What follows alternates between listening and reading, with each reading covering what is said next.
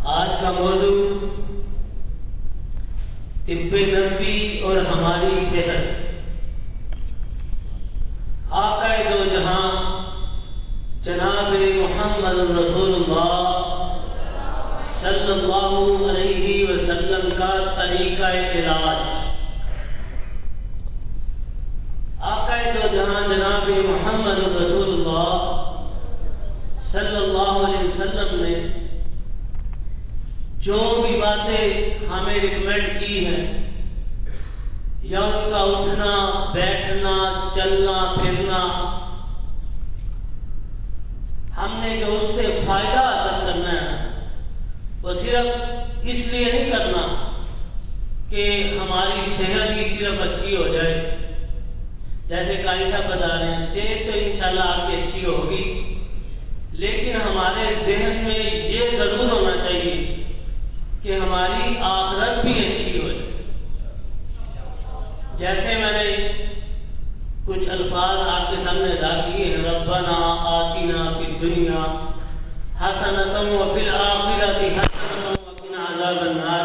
क्या मतलब है कि अल्लाह हमें दुनिया में भी फ़ायदा दे और आखिरत में भी, यानी कि दुनिया भी बेहतर हो जाए और आखिरत भी बेहतर हो जाए। इसलिए हमने जो आज सुनना है और जहन में भी ये बात रखनी है, क्योंकि जो मोमिन होता है ना, मोमिन वो रहता इस दुनिया में है, लेकिन उसकी फ़िक्र उसकी सोच होती आखिरत की तरफ है। अल्लामा इकबाल रहमतुल्लाह अलैह ने कहा था ना, मोमिन है तो आफाक में गुम है, यानी कि उसको हर वक्त आखिरत की पड़ी रहती है कि किसी न किसी तरीके से मेरी आखिरत बेहतर हो जाए। और आपने भी दुआ करनी, आज अल्लाह हम जो सुने हमें दुनिया में भी फ़ायदा देना और आखिरत में भी, यानी कि इस सुन्नत पर हमने सवाब समझ के अमल करना है, फिर इंशाअल्लाह दोनों जहानों की बेहतरी होगी। देखें, जैसे कुरान का इल्म हमें किसके ज़रिए हासिल हुआ है? आक़ाए दो जहां जनाब मुहम्मद रसूलुल्लाह सल्लल्लाहु अलैहि वसल्लम के ज़रिए अल्लाह ने कुरान हम तक पहुँचाया है। इसी तरह तिब का इल्म भी आक़ाए दो जहां जनाब मुहम्मद रसूलुल्लाह सल्लल्लाहु अलैहि वसल्लम के ज़रिए हम तक आया, और हर नबी के पास तिब का इल्म मौजूद था। हर नबी के पास जब वो लोगों को अल्लाह की शनासनाई करवाते थे, तौहीद का बताते थे, बुरे कामों की खबर देते थे, अच्छे कामों की तरफ लगाते थे, तो लोग उनके साथ मिलते थे। और जब मिलने के बाद उस वक़्त कोई भी बीमार हो जाता था तो उसका इलाज कौन करता था? उस वक़्त का नबी। वो बताते थे, भाई ये चीज़ें खा लो, ये कर लो, ये कर लो, आप ठीक हो जाओगे। तो इसका क्या मतलब हुआ कि किसी भी बीमारी पर रिसर्च करना, किसी बीमार बंदे के लिए दवाइयों पर रिसर्च करना, ये नबियों की सुन्नत है। और सबसे पहले जो बुक लिखी गई मेडिकल की, वो भी तो यही हज़रत दाऊद अलैहिस्सलातु वस्सलाम ने लिखी, क्योंकि उनके पास दरख्तों का इल्म, उनसे बातें किया करते थे, हवा का इल्म, वो उनको बताया करती थी हवाएं कि हम जब शमाल से जनूब की तरफ जाएंगे तो हमें ये बीमारी पैदा होगी, जब हम मगरिब से मशरिक़ की तरफ चलेंगी तो हमें ये बीमारी पैदा होगी। तो इसलिए उन्होंने सबसे पहले बुक जो मेडिकल की लिखी वो हज़रत दाऊद अलैहिस्सलातु वस्सलाम ने लिखी। यानी कि पता चला कि हर नबी का जो अमल था वो तिब पर मौजूद था, कि यानी कि वो तिब पर ही अमल किया करते थे जब भी वो बीमार होते थे। उनके पास इल्म था तिब का, इसलिए वो अमल करते थे। तो आज आक़ाए दो जहां जनाब मुहम्मद रसूलुल्लाह सल्लल्लाहु अलैहि वसल्लम जो स्पेशली तिब का इल्म हमारे लिए लेके आए हैं, हमें वो सीखने की ज़रूरत है। नबियों पर की सुन्नत पर अमल करने की ज़रूरत है हमें। अगर हम नहीं करते, हम कहते हैं भाई क्यों तिब का इल्म सीख, तो आज जितने हॉस्पिटल इस दुनिया में काम कर रहे हैं, आज से पहले कभी किए हैं काम? जितनी रिसर्च अब इंसानियत पे हो चुकी है, आज से पहले हुई है? हमने तो अब बाल की भी खाल उतार दी है कि भाई एनाटमी हमने बहुत ज़्यादा आगे ले गए हैं, फिजियोलॉजी हमने बहुत ज़्यादा पढ़ ली है, लेकिन नतीजा उसका क्या है? नतीजा ये है कि आगे एक शहर में एक अस्पताल की ज़रूरत होती थी, अब मोहल्ले में अस्पताल की ज़रूरत होती। फिर तो बीमारियां बढ़ी। इसका मतलब है कि हम जब तक आका दो जहां जनाब मोहम्मदुर रसूलुल्लाह सल्लल्लाहु अलैहि वसल्लम का तरीका इलाज नहीं अपनाएंगे, हम सेहतमंद रह ही नहीं सकते। देखें ना, कितने हॉस्पिटल्स, कितनी दवाइयाँ, कितनी रिसर्च बढ़ती चली जा रही है। तो नतीजतन तो ये होना चाहिए था कि बीमारियाँ कम होनी चाहिए थी। हुआ क्या है? आगे कभी कोरोना सुना ही नहीं था। सुना था किसी ने? आगे कभी किसी ने हेपेटाइटिस सुना हो, लिवर सिरोसिस सुना हो? कभी भी नहीं सुना था। कोई पोलियो सुना? कभी भी नहीं। पहले टीबी वगैरह आती थी। और ये देखें, हमने तिब्बे नबी का इलाज छोड़ के नुकसान कितना किया। वबाएँ पहले भी आती थी, आज भी आई हैं ना वबाएँ, पहले भी आती थी वबाएँ। पोलियो था, टीबी था, कुछ तो बहुत ज़्यादा हलाकतें नहीं होती थी। चंद इलाकों में वबाएँ आई, थोड़ी सी हलाकतें हुई, वबाएँ चले गई।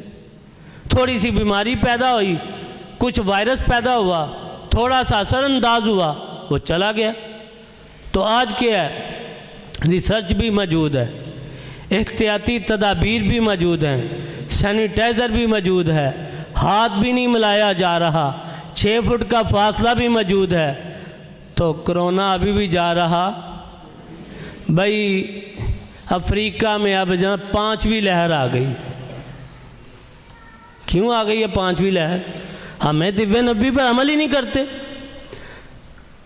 अगर हम करते होते तो आज ये बीमारी कोरोना आ तो सकता था, लेकिन इतना लंबा ना जाता, कभी भी ना जाता। आगे चल के बताऊंगा कि वायरस हम कैसे दूर कर सकते हैं। कभी भी इतना लंबा ये 5वीं लहर आ ही नहीं सकती थी। हमने इस तरीका इलाज को छोड़ा और नतीजतन बीमारियाँ बढ़ती चली जा रही हैं, बढ़ती चली जा रही हैं। और इतनी बढ़ती चली जा रही हैं, जो डॉक्टर साहब इलाज कर रहे हैं उनको भी बीमारी है, जो मरीज़ इलाज कर रहे हैं उनको भी बीमारी है। दोनों बीमारी वो भी गोली खा के बैठते हैं। अभी मेरे सर में दर्द हो जाती है, ज़्यादा पेशेंट चेक कर लेता है। कहते हैं यानी कि बीमारी बढ़ती है, कम नहीं हो रही, लेकिन रिसर्च बढ़ रही है। बताने का मकसद ये है। और लेकिन अगर आज हम तरीका इलाज आका दो जहाँ जनाब मोहम्मदुर रसूलुल्लाह सल्लल्लाहु अलैहि वसल्लम वाला अपनाएं तो बीमारियाँ यकीनन कम होंगी। लेकिन इसका प्रॉपर इल्म होना ज़रूरी है। अब तो ये इल्म भी बढ़ता चला जा रहा है, तो हमें चाहिए कि हम टोटके ना लगाएं, प्रॉपर इल्म हासिल करें। इसके बाद ये जो टोटके लगाते हैं ना, भाई मुझे भी इस चीज़ से फ़ायदा हुआ था, आप भी खा लो, पता नहीं उसका मिजाज क्या है। वो सर्द खुशक था, उसने खा ली, उसको फ़ायदा हो गया। वो जिसको आप बता रहे हैं वो गर्म खुशक है, उसका मिजाज वो नहीं मिलता, तो उसको तो नुकसान हो गया। तो फ़ायदा नतीजतन किसको हुआ? डॉक्टर साहब को और हकीम साहब को, क्योंकि वो बेचारा ज़्यादा बीमार हो गया ना। तो फ़ायदा किसको हुआ? लाइनें किसके पर लगी? डॉक्टर साहब के मतलब क्लिनिक पर और हकीम साहब के मतलब। टोटके भी इस्तेमाल करने हैं तो प्रॉपर इल्म होना बहुत ज़रूरी है। फिर तिब्बे नबी में एक और बहुत चीज़ है। हम तिब्बे नबी का टोटका ढूंढते हैं, चीज़ें अच्छी नहीं मिलती, खालस मिलती नहीं, फिर हम मायूस हो जाते हैं कि भाई तिब्बे नबी में इसका इलाज नहीं है, इलाज नहीं है। भाई अगर खालस चीज़ें हम मिल जाएं तो ये इतना पावरफुल इलाज है कि ये जो टांसेस होते हैं ना, जिसका हम ऑपरेशन करवा के बाद में परेशान होते हैं कि भाई बलगम अभी भी नहीं गई, ये 3 दिन का सिर्फ इलाज है। 3 दिन में ये टांसेस ख़त्म हो जाए। अक्सर बच्चों को होते हैं, भाई गला नहीं चल रहा, आवाज़ नहीं निकल रही, 3 दिन का इलाज है सिर्फ। इतना पावरफुल है। अगर क्या मिल जाए? खालस चीज़ें मिल जाए। पहली क्या बात ध्यान में रखनी है, आप टोटका लगाना, प्रॉपर इल्म हासिल हो, फिर इस पर अमल किया जाए। दूसरी बात आपने क्या ज़हन में रखनी है, तिब नबी पर खालिसत, जो चीज़ हो बिल्कुल खालिस हो। और तिब नबी जो है ना वो 2 इलाजों पर मुश्तमिल है, 2 इलाजों पर। एक तो इलाज जो हम रोज़ा रखते हैं, नमाज पढ़ते हैं, जो हम इबादत करते हैं, इसमें भी वैसे नहीं पढ़ते कि बस ऊपर गए नीचे गए बस दुआएं पढ़ी तो बस। आखिरत में तो फ़ायदा होगा इसका यकीनन इंशाअल्लाह, दुनिया में भी बहुत ज़्यादा फ़ायदा है। देखिए रोज़ा है जो हमारे ज़हन में क्या आता है कि रोज़ा रखने से बच्चे क्या हो जाते हैं, कमज़ोर हो जाते हैं। यही दिन माएँ बच्चों को रोज़ा रखने देती हैं, कहते हैं वे पुत्र रोज़ा ना रखें, आगे बड़ी कमज़ोरी लग रही है, नहीं ना रखने देती रोज़ा। लेकिन रोज़ा रखने से इंसान पावरफुल होता है। अगर रोज़ा रखने से इंसान कमज़ोर होता ना तो दीन इस्लाम में रोज़े पता कितने, सबको इल्म है। रमज़ान में रोज़े रखते हैं कितने, 29 या, तो इतने रोज़े रख के इंसान इतना कमज़ोर हो चुका होता है तो फिर तो बस हो जानी चाहिए। लेकिन दीन इस्लाम क्या बता रहा है, भाई 6 और रोज़े रखो। भाई अभी तो 30 रोज़े रखे हैं, 29 रखे हैं, दीन इस्लाम ने फिर जो है 6 रोज़े रखवा दिए, ये हमारे फ़ायदे के लिए। जब रिसर्च करेंगे इस पे तो क्या नज़र आएगा, हमारा फ़ायदा नज़र आएगा। और क्या शायद इंसान 6 रोज़े ना रखे, कहा 1 साल के रोज़ों का स्वाब मिल जाएगा, रखो ज़रूर। इंसान गफलत कर ले, सुस्ती, यानी कि साथ तमा भी दे दिया कि भाई ज़रूर रखना 6 रोज़े। ये ना हो कि कहते रहना भाई अभी तो रखे हैं फिर क्या रखने, बात अभी भी बस नहीं हुई। पीर का रोज़ा तो बस रोज़े ख़त्म हो गए दीन इस्लाम, अभी भी नहीं ख़त्म। फिर जुमेरात का रोज़ा आ गया, फिर क्या हुआ, अय्याम 20 के रोज़े रखो भाई।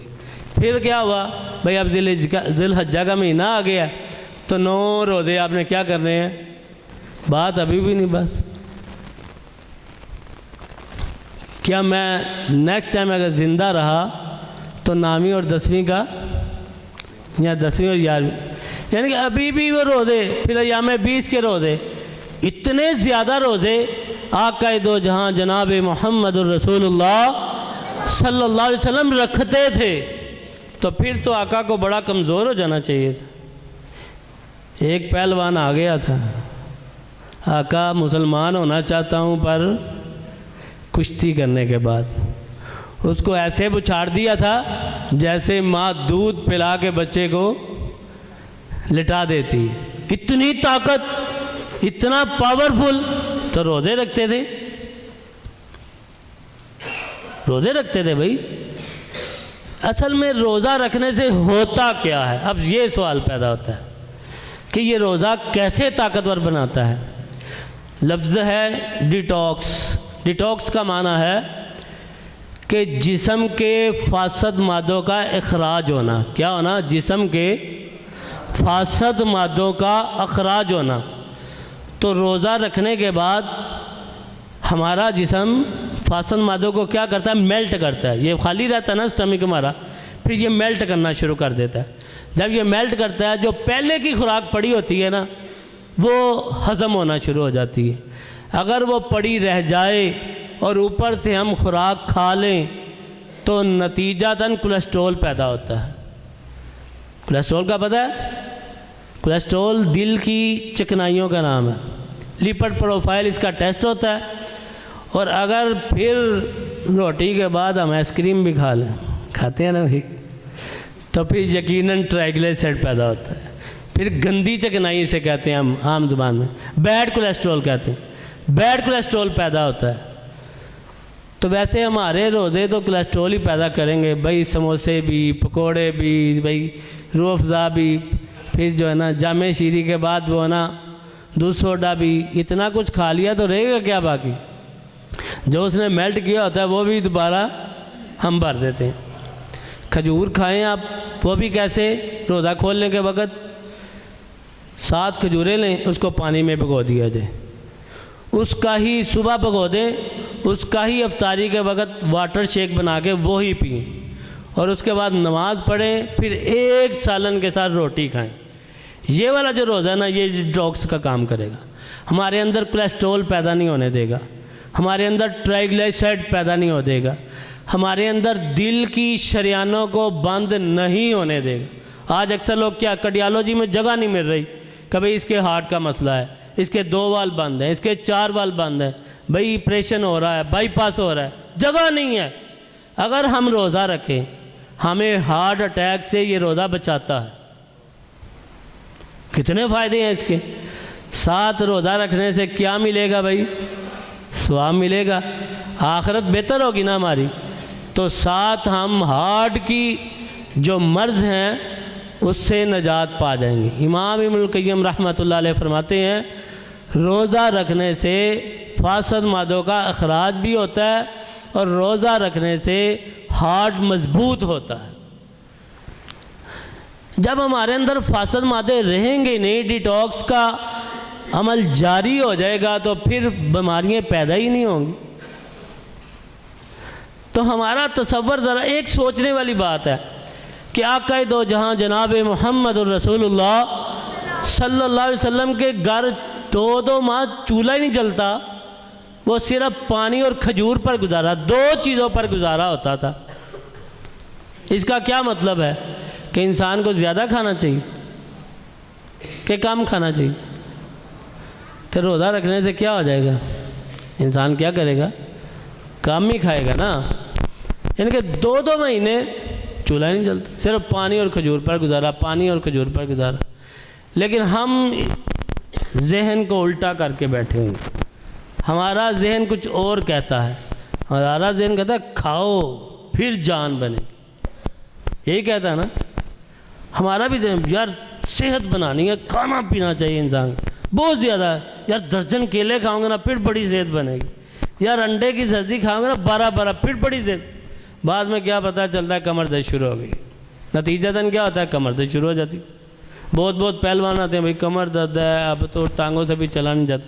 वो थोड़ी सी जब एज कम होती है वो ठीक रहते हैं, थोड़ा सा ही डलते हैं तो ये चीज़ें उनको नुकसान दे चुकी होती हैं, उनका विटामिन डी कम कर चुकी होती हैं। तो इसका मतलब कम खाया जाए। कम खाएंगे तो चुस्ती रहेगी, अज़ा में ताकत रहेगी। तो ज़्यादा खाएंगे सुस्ती भी ज़्यादा होगी, भूजलपन भी जिस्म में ज़्यादा होगा। एक हकीम साहब ना किसी बादशाह ने तोहफे में दे दी कि जाओ आप आक़ाए दो जहाँ जनाब मोहम्मद रसूलुल्लाह सल्लल्लाहु अलैहि वसल्लम के पास जाएं और जाके उनका इलाज करें। वो हकीम साहब ने दुकान बनाई, माशाल्लाह बनाई हो, बड़ा अब मरीज़ आएंगे, टोकन लगेंगे। पर कोई मरीज़ आया, हकीम साहब कहने लगे शायद मैं गैर मुस्लिम हूँ इसलिए नहीं कोई आ रहा, ये सब मुसलमान है इधर। तो उसने क्या किया, आक़ाए दो जहाँ जनाब मोहम्मद रसूलुल्लाह सल्लल्लाहु अलैहि वसल्लम के पास आए। आका ये क्या बात हुई, मैं गैर मुस्लिम हूँ लेकिन दवाई तो मैं ठीक देता हूँ, तो इनके कहिए मेरे से इलाज करवाया करें। साहबा को बुलाएगा, भाई आओ भाई इलाज करवाने क्यों नहीं जाते? फरमाया बीमार ही नहीं होते, जितना हम बीमार होते हैं थोड़ा बहुत हम आपकी कई चीज़ों पर अमल करते हैं, हम ठीक हो जाते हैं, हम क्यों इसके पास जाएं? फिर कहने लगा अच्छा आप बीमार नहीं होते, चलें इस तरह करें फिर मुझे इजाज़त दे दी जाए, कहीं मैं अपना तिब का इल्म भूल ना जाऊं, तो मुझे इजाज़त दे मैं अपने इलाके में जाऊं और जाके लोगों का इलाज करूं। और जाते जाते पता क्या कहते हैं, एक राज बता दें। क्या कहता है? करने क्या आया था? इलाज करने आया था। अब पूछ क्या रहा है, ये आपकी सबकी सेहत का राज क्या है, ज़रा मुझे भी बता दें। 3 चीज़ें बताएं, 3 चीज़ें। सेहत का राज क्या बताया? सेहतमंद रहने के लिए 3 चीज़ें बताई। फरमाया सोना कम है। क्या करना है? ध्यान से सुन लो, कौन ज़्यादा सोता भाई? हाँ जी, कारी साहब में सबक बढ़ा देते हैं, नींद भी नहीं पूरी होती है। कहते हैं ना सेहत का राज है सोना कम है, खाना भी, तो बोलना ये नहीं बात सही है। एक चीज़ निकालना है। हमारे कारी साहब बाहर भेज के देखे क्लास से, देखे फिर असर क्या होता है बोलने वाला। बोलना भी क्या है? कम है। देखिए बोलना कम का क्या राज है? बड़ी देर बाद, बड़ी रिसर्च के बाद पता चला, एक तो ये है ना कि हम किसी पर ज़्यादती करें, हम किसी पर, तो हम बदला लेंगे, तो वो नतीजा तो हम हमसे बदला ले। लेकिन एक है कि कोई हमारे ऊपर ज़्यादती करे। किसी ने, ये बात गौर से सुन लें, किसी ने हमारे ऊपर ज़्यादती की है, फिर भी हमने उसको माफ़ नहीं किया, तो हमारे अंदर बीमारी पैदा होगी। आप कहेंगे ये क्या हो गया? कुरान में है ना कि क्या करो, दरगुजर करो। आया कि नहीं दरगुजर करो? किस लिए है? इसीलिए है अगर किसी ने हम पर ज़्यादती कर दी है और हम गुस्से में हैं कि अब इसको माफ़ करना, इसको बताएंगे भाई, ठीक है ना, इसने ज़्यादती कैसे की है, तो हमारे अंदर एक बीमारी पैदा होगी। वो कौन सी? वो ब्लड प्रेशर पैदा हो जाएगा। आप कहेंगे वो कैसे? हमारे ज़हन में जब गुस्सा आएगा तो इसमें तनाव भी आएगा। क्या आएगा? कि बस छोड़ना नहीं, ठीक है, बस इसको बता के देना। देखे ना, वो तलवार जो लेके आया था उसको भी आका दो जहाँ जनाब मोहम्मद रसूलुल्लाह पकड़ ली थी ना, तलवार लेके तो नहीं आया, पकड़ ली थी आके कि बताएं मेरे से कौन बचाएगा। मैं असल में वाक़या शार्ट कर रहा हूँ कि वाक़या सुनाना मकसद नहीं है, तिब्क पर ही बताना मकसद है। तो आका ने उसे क्या किया था? उसी वक्त क्या कर दिया था? माफ़ कर दिया था। यानी कि ज़्यादती थी ना उसकी, कि वो कत्ल ज़्यादती थी उसकी, लेकिन इसके बावजूद इससे आगे क्या हो सकता है? क्योंकि तलवार ले गया, जब भी बताओ अब मैंने गर्दन उड़ा देनी, तो फिर भी फौरी, ये नहीं कहा अब मैं सोचता हूँ ज़रा साहबा से मशवरा कर लूँ आपको माफ़ करना है कि नहीं करना, ये तो नहीं कहा था। फौरी क्या किया? माफ़ कर। अगर हम ज़्यादती अपने पर होने पर किसी को माफ़ नहीं करते तो ब्लड प्रेशर का मर्ज़ देख लें, और देख लें कि क्या दुनिया में हो रहा है। जितना मुआफ़ी वाला आंसर ख़त्म होता जा रहा है, हम माफ़ करके भी चुगलियाँ नहीं छोड़ते, भाई तेनू माफ़ किया फिर भी शुरू ही है, ऐसे ही है।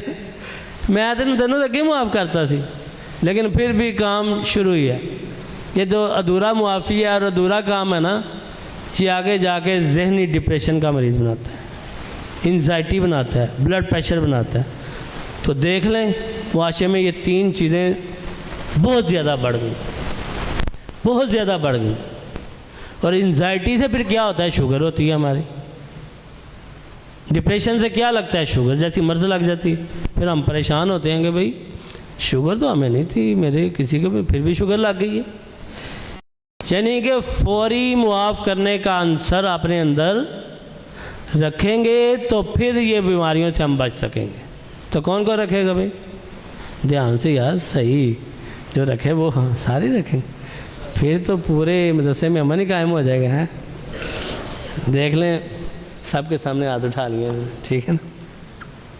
अब अल्लाह अमल की तौफीक अता फरमाए।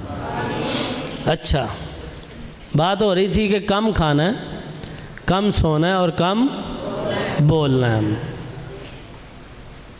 तो जब ये तीनों चीज़ें होंगी, आका दो जहाँ जनाब मोहम्मद रसूलुल्लाह सल्लल्लाहु अलैहि वसल्लम ने उसको बताया कि फिर मर्द पैदा बिल्कुल नहीं होंगे, काफ़ी कम हो जाएंगे। अगर मर्द पैदा भी होगा तो इतना सा होगा कि हम लंबा मर्द को नहीं लेके जाएंगे। मुख्तसर सा मर्द पैदा हुआ, मुख्तसर सा इलाज किया तो बात चलेगी। अब तो हमारे बुखार 15-15 दिन नहीं जा रहे, इतना हम जो है ना बीमारी की तरफ रुझान बढ़ गए। पहले एक बुखार होता था जब हम छोटे थे, एक ही पुड़िया लेनी पड़ती थी, बुखार उतर जाता, सुबह काम शुरू। अब क्या जी, इसको बुखार है भाई, 20 दिन छुट्टियां हो रही हैं, क्या हो रहा है 25 दिन छुट्टियां हो रही, भाई बुखार नहीं उतर रहा, कभी किसी के पास जा रहे हैं, कभी किसी के पास। यानी कि हम बीमारियों से बचना ही नहीं चाह रहे। हम अपने मुआशरे में ऐसे ही माहौल पैदा करने बैठे हुए हैं कि हमारी बीमारियाँ ही बीमारियाँ पैदा हों। और देखिए, रोज़ा रखने से अब क्या होगा? जब हम कम खाएंगे तो क्या होगा? हार्ट की बीमारियाँ कम हो जाएंगी, काफ़ी हद तक ख़त्म हो जाएंगी। इमाम इब्नुल क़य्यिम रहमतुल्लाह अलैह ने फरमाया कि जो इंसान नमाज़ पढ़ता है ना, उसके घर रोज़ी भी पाबंदी से जाती है। जो पाबंदी से नमाज़ पढ़ेगा रोज़ी भी पाबंदी से उसके घर आएगी। जब हम नमाज़ पढ़ेंगे तो फिर वज़ू भी करेंगे। देखें, कोरोना का मैंने कहा था, मैंने आगे जाके बताता हूँ कि हम कोरोना जैसे मर्ज़ों से कैसे निपट सकते हैं। वज़ू करने से हम कोरोना जैसे मर्ज़ों से निपट सकते हैं। हमारा ये तरीका आया था कि हम फासला रखें, आया था, ठीक है। हम इस मस्जिद में आ गए हैं, हमने फासला रख लिया है, 6-6 फुट का फासला, पीछे भी खड़े हो गए, उसके भी पीछे खड़े, सब पीछे खड़े हैं। अब हमारा जो सांस है वो निकल रहा है ना, तो कोई सेहतमंद आदमी है, कोई बीमार आदमी है, अब वो निकली जा रहा है। जब सांस फ़ज़ा में मिल के तो हम फिर सांस अंदर लेके जाते हैं। बताएं 6 फुट के बाद हम वायरस से बच सकें? कभी भी नहीं बच सके। सैनिटाइज़र लगा लें, हाथ नहीं किसी को लगाना, तो सांस बंद करने के बाद ही बच सकेंगे, वरना हम बच सकते, बस सांस ना चले फिर हम वायरस से बच सकेंगे। तो ये हो ही नहीं सकता सांस ना चले, ये फ़ज़ा में अब घूमता जा रहा है वायरस हमारे अंदर मुसलसल। जो दीन इस्लाम ने तरीका बताया ना वही होगा तो फिर काम बनेगा। देखिए, हमने इधर गैदरिंग है, सांस लिए है, तो हमें क्या चाहिए, गैदरिंग से जाने के बाद वज़ू कर लेना चाहिए। फिर क्या होगा, फिर ये होगा, जब वज़ू किया तो जरासीम ख़त्म। जब हम कुली करते हैं ना, तो कुली करने से जो मुँह के जरासीम और वायरस होते हैं वो क्या होते हैं, ख़त्म हो जाते हैं। कुली के मैं थोड़ा सा रुकूंगा, जरासीम से हट के भी कुछ बातें करना चाह रहा हूँ। वो ये कि जब से तिब्बे नबी में हमने कुली का तरीका पढ़ा ना, वो ऐसे लगता है कि 99% हम कुली ठीक ही नहीं करते। हाँ ठीक है, दीन इस्लाम ने बताया है कि आप मुंह में पानी डालो, अलग से नाक में भी डाल लो, लेकिन तिब्बे नबी जो सही कुली का तरीका बताती है ना, वो बताती है कि एक चुल्लू लो, उसमें आपने क्या डालना है, पानी डालना है, और इसी हाथ से आपने आधा क्या करना है, मुंह में डाल लेना। समझ आई साहब को? इसी हाथ से क्या करना है, जो पूरा पानी नहीं इस्तेमाल करना, इसी हाथ से आपने आधा पानी क्या करना है, मुंह में लेके जाना है, और मुंह में लेके जाने के बाद आपने मुंह को बंद करना। बंद करने के बाद उसी हाथ से आप जब नाक पर चढ़ाएंगे ना पानी, ऐसे करेंगे तो ये पानी इधर आ चुका होगा, किधर, गले में। अगर ऐसे हम कुली करेंगे तो काफ़ी हद तक गले की इमराज ख़त्म हो चुकी हो। सबसे पहले जो गले की इमराज मेडिकल में ख़त्म होगी ना, वो जो मेडिकल कहती है ना, बस ये अब THS थायराइड ग्लैंड पैदा हो चुके हैं, ये सारी उम्र नहीं जाएंगे, थोरॉक्सिन खानी पड़ेगी, वो इस कुली से ठीक हो जाएगी। कितना फ़ायदा भाई। उसका नुकसान क्या होता है कि हर वक्त गला बैठा रहता है इंसान का और फूलता रहता है। थायराइड ग्लैंड से क्या होता है, इंसान थोड़ा सा फूलता रहता है, गला ख़राब रहता है उसका। तो जब हम ऐसे कुली करेंगे तो ये मर्ज़ ख़त्म हो जाएगा। ये तो बड़ों का मर्ज़ है। अब छोटों का मर्ज़, अक्सर ये बच्चे हैं ना जो, इनके नाक का गदूद बन जाता है, साइनस बन जाता है, सांस सही नहीं निकलता और बलगम इधर से भी गिरती रहती है और गले से भी गिरती रहती है। तिलावत में दरपेश मसाइल आते हैं। अगर हम ऐसे ही कुली करें तो साइनस जैसा मर्ज़ भी ख़त्म हो जाएगा और गदूद बग़ैर ऑपरेशन के ख़त्म हो जाएगा। सिर्फ इस तरह कुली कर। हमें चूँकि जल्दी होती है, फिर हम कुली भी ज़रा करके तो आगे चले जाते हैं। फिर थोड़ा आराम से रुक के ऐसे कुली करें, 3 दफ़ा इसको दोहराएं, तो इंशाअल्लाह साइनस, DNS, थायराइड ग्लैंड और जो ऊपर से यानी कि सर से नीचे गले में बलगम गिरती है, ये इस कुली से ख़त्म हो जाएगी। तो फ़ायदा है कि नहीं? तो छठा फ़ायदा जरासीम भी इंसान के। फिर नाक में पानी डाला, नाक के जरासीम, फिर मुंह में पानी डाला, मुंह पे, हाथ और बाजू धोए, सारे जरासीम ख़त्म। मसा किया, सर के जरासीम ख़त्म। पाँव धोए, पाँव के जरासीम ख़त्म। वैसे भी देखें ना, ये चकोरी है, ये एक सिरा है, ये 2 सिरे हैं, पाँव तीसरा सिरा है, यानी कि पूरा जो है ना, इसको बनाया। इसीलिए तो आक़ाए दो जहाँ जनाब मोहम्मद रसूलुल्लाह सल्लल्लाहु अलैहि वसल्लम ने फरमाया था कि गुस्ल वो वज़ू मिसले गुस्ल ही है, यानी कि गोया के इंसान ने गुस्ल ही कर लिया है। अच्छा वज़ू करें तो ये मर्ज़ इंसान के बलगमी मर्ज़ जो है ना वो काफ़ी हद तक इंसान के कंट्रोल हो जाते, यानी कि लाइनों में फिर लगना पड़ेगा नहीं लगना पड़ेगा। भाई उस डॉक्टर साहब से टाइम लो, भाई 2 घंटे लग जाते हैं, हकीम साहब से टाइम लो 4 घंटे लग जाते, फिर टाइम वेस्ट आपका नहीं होगा जब हम तिब्बे नबी पर अमल करेंगे। ये तो हमने वज़ू किया, जरासीम ख़त्म हुए, तो देखिए ऐसे अगर हम जरासीम ख़त्म करें तो कोरोना इंशाल्लाह अंदर घुस सकता नहीं, घुस सकता, कभी भी नहीं घुस सकता, ठीक है ना। और आगे आए, हमने नमाज़ पढ़ी, आक़ाए दो जहाँ जनाब मोहम्मद रसूलुल्लाह सल्लल्लाहु अलैहि वसल्लम ने फरमाया तहज्जुद की नमाज को लाज़म पकड़ो, चाहे आप पर फ़र्ज़ नहीं है, लेकिन अगर आपने इसके फ़वाइद जान लिए तो आप इसको कभी छोड़ोगे नहीं, छोड़ो। क्या फ़ायदा है भाई? सबसे पहले तो आखिरत का फ़ायदा है कि हमें क्या होगा, हमारी अल्लाह से कुर्ब हासिल हो जाएगा।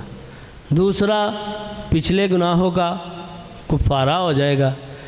तीसरा जो मैं बताने लगा हूँ, मेडिकल ने 100,000 आदमी लिए, कितने 1000 आदमी लिए, 1000 आदमी को 3 ग्रोहों में तकसीम कर दिया गया। एक को कहा भाई आपने क्या करना है, लेट सोना है और लेट उठना है। दूसरे ग्रोह को कहा गया आपने जल्दी सोना है और फजर की नमाज़ पढ़नी है उठ के, यानी कि इशा की नमाज़ पढ़ के सो जाए और फजर की नमाज़ पढ़नी है बस। तीसरे ग्रोह को कहा गया कि आपने इशा की नमाज़ पढ़ते सो जाना है और फजर से पहले तहज्जुद के वक़्त आपने उठना है। अब ये 3 ग्रोह अमल जारी है, हो रहा है। कुछ दिनों के बाद दोबारा इन पर रिसर्च की गई तो देखा जो लोग थे जिन्होंने जल्दी सोने के बाद जल्दी उठे थे, तहज्जुद के वक़्त उठे थे, उनके अंदर डिप्रेशन का मर्ज़ नहीं रहा।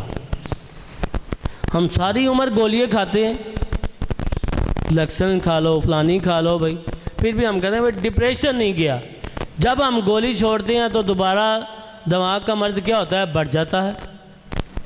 लेकिन अगर हम तहज्जुद पढ़ना शुरू कर दें, हमारी एंजाइटी डिप्रेशन ख़त्म हो जाएगी। इससे अच्छा क्या फ़ायदा है, साथ कुर्ब भी हासिल हो जाए तो साथ हमारा डिप्रेशन एंजाइटी भी चला जाए। दूसरा फ़ायदा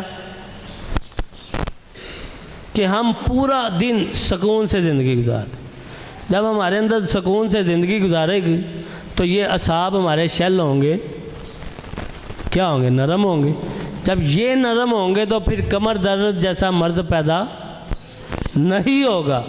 बहुत कम चांस होंगे कि हमें कोई चोट लग जाए तो फिर ही कोई कमर दर्द हो, वरना कमर दर्द जैसा मर्ज़ सिरे से गायब हो जाएगा। तहज्जुद पढ़ने से, तहज्जुद पढ़ने से डिप्रेशन गया, एंजाइटी गई, कमर दर्द ख़त्म हो गई। और हमें क्या चाहिए भाई?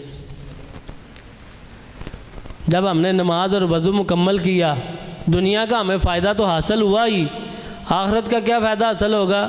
आक़ाए दो जहाँ जनाब मोहम्मद रसूलुल्लाह सल्लल्लाहु अलैहि वसल्लम हमें हमारे अज़ा से पहचानेंगे।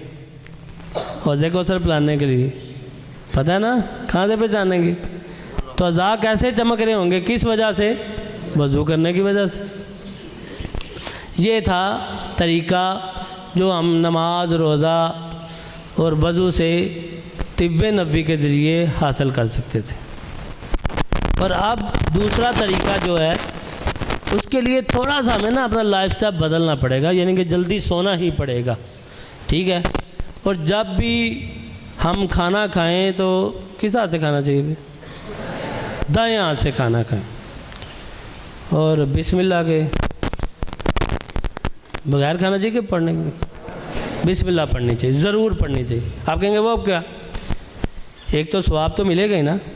कभी कोरोना में आपने जब रिसर्च हुई तो देखा गया जो बिस्मिल्लाह वाले थे ना, जो उन पे कोरोना ने कम असर किया, तो जो बिस्मिल्लाह के बगैर वाले थे उन पर बहुत असर किया। सबसे ज़्यादा आता था अमेरिका में, इतने हलाक हो गए, इतने चले गए, इतने चले गए, इतने चले गए। फिर इटली में आया, फिर इटली में आया। इनके पास जिद्दत कम थी, इनके पास सैनिटाइज़र नहीं थे, इनके पास लगाने के लिए मास्क नहीं थे, सब कुछ था। फिर पाकिस्तान से ज़्यादा, हत्ता कि 7 वाला मुल्क है इंडिया, उसमें पाकिस्तान से ज़्यादा अमवात हुई हैं। और इतनी अमवात आती थी, ऐसा लगता था जैसे सारा इंडिया ही चला गया बस, यानी कि इतनी ख़बरों में अमवात आती थी। फिर रिसर्च हुई कि हमने कहा कि इंसानों ने इकट्ठा होना नहीं, इंसानों में बैठना नहीं। ठीक है, ये एहतियाती तदाबीर होनी चाहिए, हम ये नहीं कहते नहीं होनी चाहिए, लेकिन हमने इंसानों को साथ ना बिठाया, लेकिन बिस्मिल्लाह पढ़े बगैर शैतान को साथ बिठा लिया, जो सारा ही वायरस है, जो सारा ही नजस है। किसी ने आना ना, तो वाशरूम से आता हो सामने,